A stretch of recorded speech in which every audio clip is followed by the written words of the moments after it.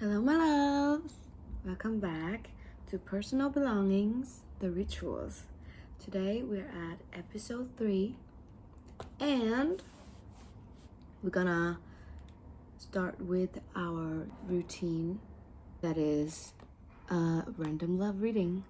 And today I forgot my oracles, so we're gonna only read with this Manera deck. You ready? Let's see. And because I'm only gonna do this deck, I think I'm gonna pull like 2 cards or 4, like a whole story. What's their love? What is it that they need to know about their love life?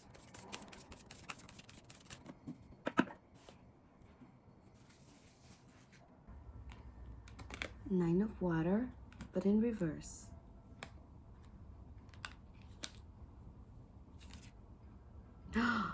Seven of Air.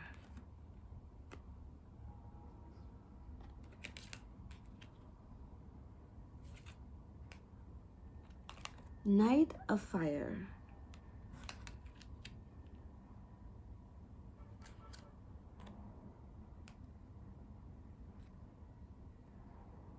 Temperance, but reverse. The Temperance reverse. Ooh. Oh my god, babes. Babes. This was meant for self-fulfillment, satisfaction, but when it's in reverse, those satisfaction are not being met. A lot of needs are not being met. First of all, Seven of Air, representing secrecy, hidings, deceitful, unconsciously. There are things that are not being said, like not being honest.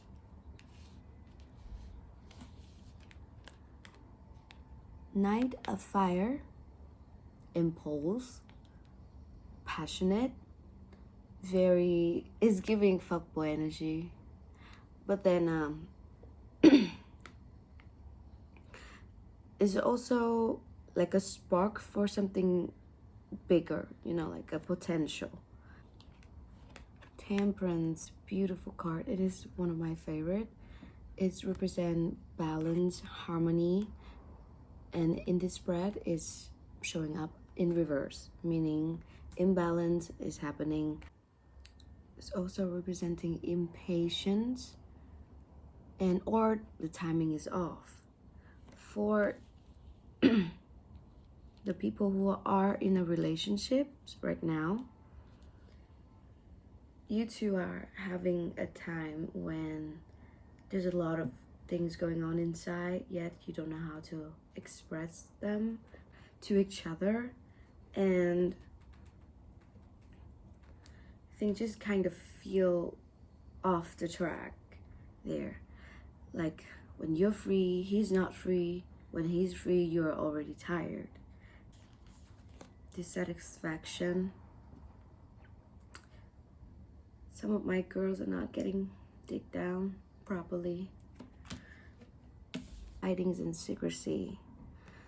A lot of things are being kept in the dark, and it's kind of like building up inside of you. You're feeling like you're gonna explode one day if this situation is not being resolved in your favor.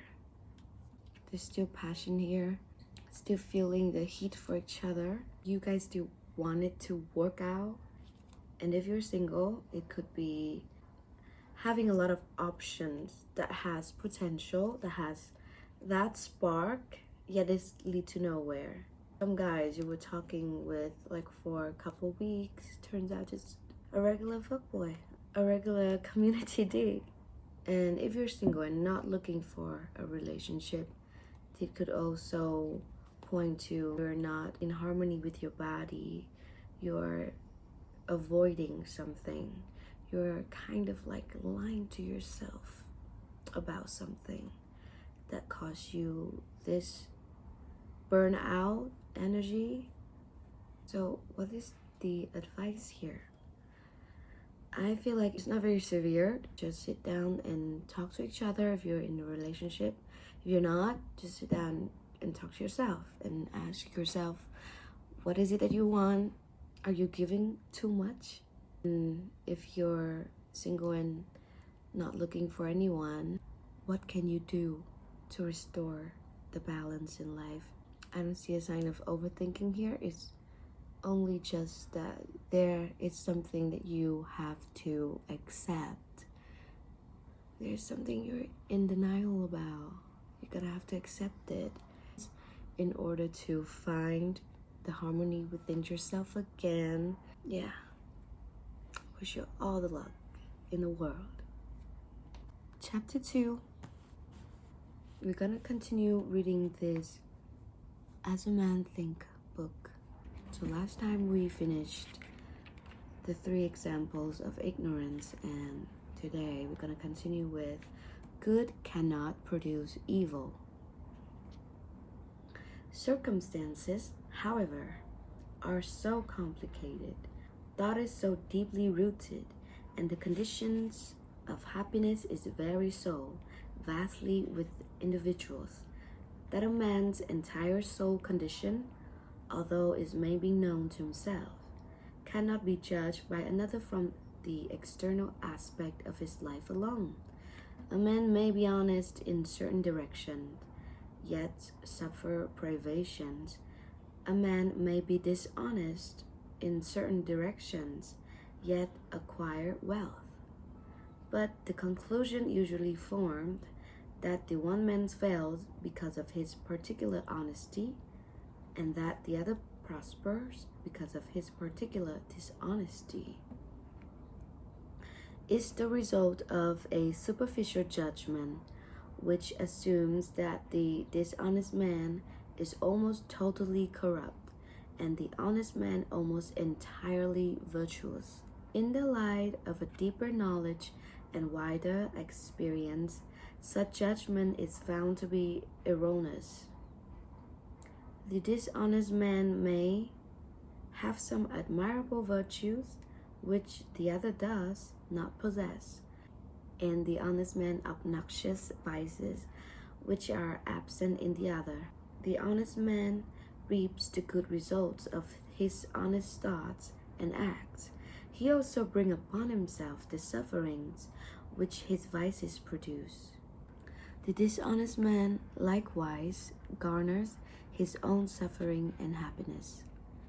It is pleasing to human vanity to believe that one suffers because of one's virtue, but not until a man had extirpated every sickly, bitter, and impure thoughts from his mind, and washed every sinful stain from his soul, can he be in a position to know and declare that his suffering are the result of his good, and not of his bad qualities, and on the way to, yet long before he has reached that supreme perfection, he will have found, working in his mind and life, the great law which is absolutely just and which cannot, therefore, give good for evil, evil for good.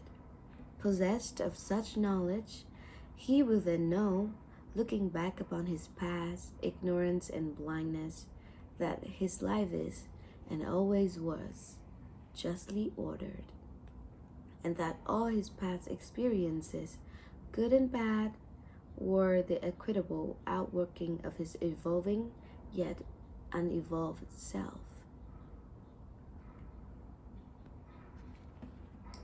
You know, lately I've found myself in a situation where I actually had to sit down and ask myself, what is it in me that unconsciously manifests this reality right now?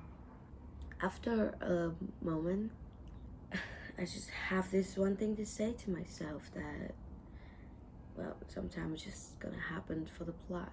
Things are gonna happen for your development. You're gonna have to go through this one thing in order to become the woman that you want to become, and things will work out eventually. Might not even in the way that you prefer, but things will always work out. That's what I believe. And I think that's just gonna save me from a lot of overthinking and anxiety. So that's what I chose. Oh, my hair is not giving today. I don't know. Is it giving? It's giving flat. That's okay.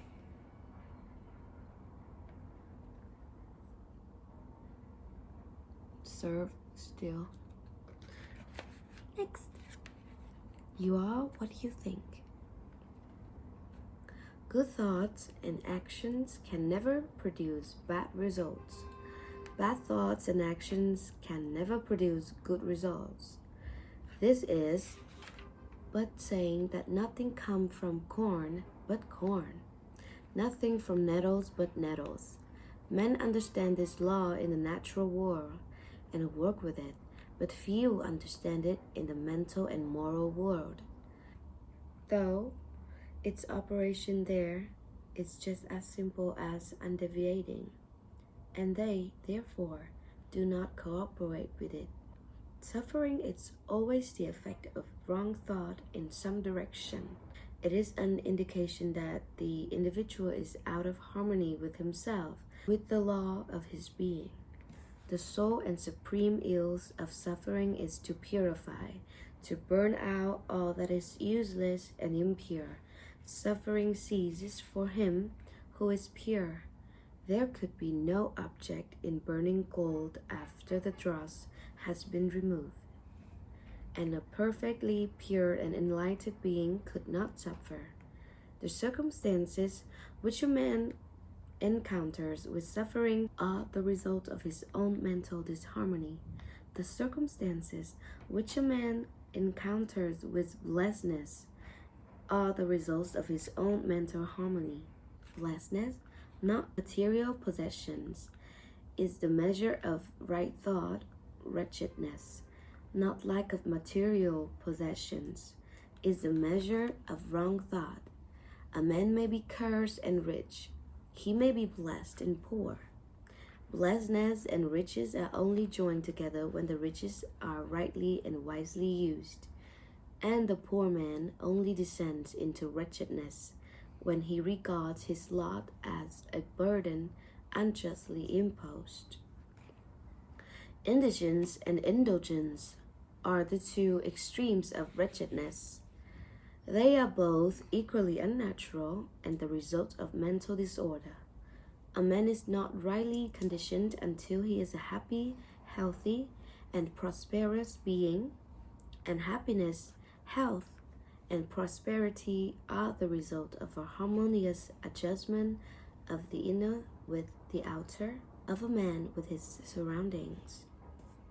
Next, discover the hidden powers within. A man only begins to be a man when he ceases to whine and revile, and commences to search for the hidden justice which regulates his life. And as he adapts his mind to that regulating factor, he ceases to accuse others and the cause of his condition, and builds himself up in strong and noble thoughts, ceases to kick against circumstances, but begins to use them in aids to his more rapid progress. And as the means of discovering the hidden powers and possibilities within himself, law, not confusion, is dominating principle in the universe. Justice, not injustice, is the soul and substance of life. And righteousness, not corruption, is the molding and moving force in the spiritual government of the world. This being so, man has but to right himself to find that the universe is right, and during the process of putting himself right, he will find that he alters his thoughts towards things and other people. Things and other people will alter towards him. The proof of his truth is in every person, and it therefore admits of easy investigation by systematic introspection and self-analysis.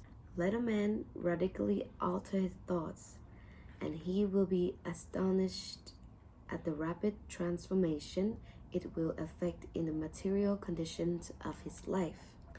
The aftermath of corrupt thoughts. Man imagines that thought can be kept secret, but it cannot. It rapidly crystallizes into habit, and habit solidifies into circumstance. Bestial thoughts crystallize into habits of drunkenness and sensuality, which solidify into circumstances of destitution and disease. Thoughts of fear, doubt, and indecision crystallize into weak, unmanly, and irresolute habits, which solidify into circumstances of failure, indigence, and slavish dependence. Lazy thoughts crystallize into habits of uncleanliness and dishonesty, which solidify into circumstances of foulness and beggary. Hateful and condemnatory thoughts crystallize into habits of accusations and violence, which solidify into circumstances of injury and persecution. Selfish thoughts of all kinds crystallize into habits of self-seeking, which solidify into circumstances more or less distressing. The aftermath of beautiful thoughts. On the other hand, beautiful thoughts of all kinds crystallize into habits of grace and kindliness, which solidify into genial and sunny circumstances. Pure thoughts crystallize into habits of temperance and self-control, which solidify into circumstances of repose and peace. Thoughts of courage, self-reliance, and decision crystallize into manly habits, which solidify into circumstances of success, plenty, and freedom. Energetic thoughts crystallize into habits of cleanliness and industry, which solidify into circumstances of pleasantness. Gentle and forgiving thoughts crystallize into habits of gentleness. Loving and unselfish thoughts crystallize into habits of self-forgetfulness for others, which solidify into circumstances of sure and abiding prosperity and true riches. Thoughts shapes your circumstances. A particular train of thought persisted in, be it good or bad, cannot fail to produce its results on the character and circumstances. A man cannot directly choose his circumstances, but he can choose his thoughts, and so indirectly, yet surely, shape his circumstances. Nature helps every man to the gratification of the thoughts which he most encourages, and opportunities are presented which will most speedily bring to the surface both be good and evil thoughts.